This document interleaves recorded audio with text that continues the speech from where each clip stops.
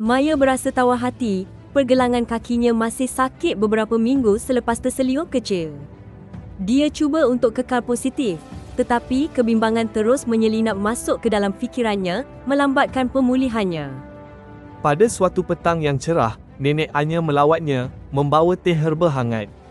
"Badanmu mendengar fikiranmu, sayang," kata nenek lembut. "Bayangkan pergelangan kakimu semakin kuat, sembuh dengan setiap kenangan gembira." Maya mendengar, skeptikal tetapi penuh harapan.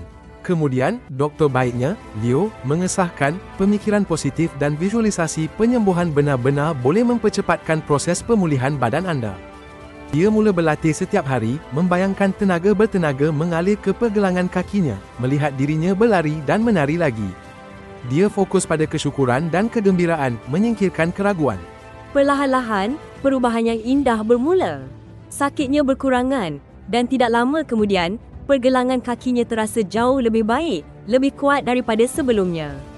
Maya menyedari bahawa mindanya adalah penyembuh yang kuat. Kisah ini mengajar kita bahawa minda kita memiliki kuasa luar biasa untuk menyembuhkan badan kita secara semula jadi, dan pemikiran positif serta visualisasi dapat mempercepatkan pemulihan secara berkesan. Peluklah kekuatan dalam minda anda. Langgan Malai Repo, suka dan komen untuk kandungan yang lebih memberi inspirasi.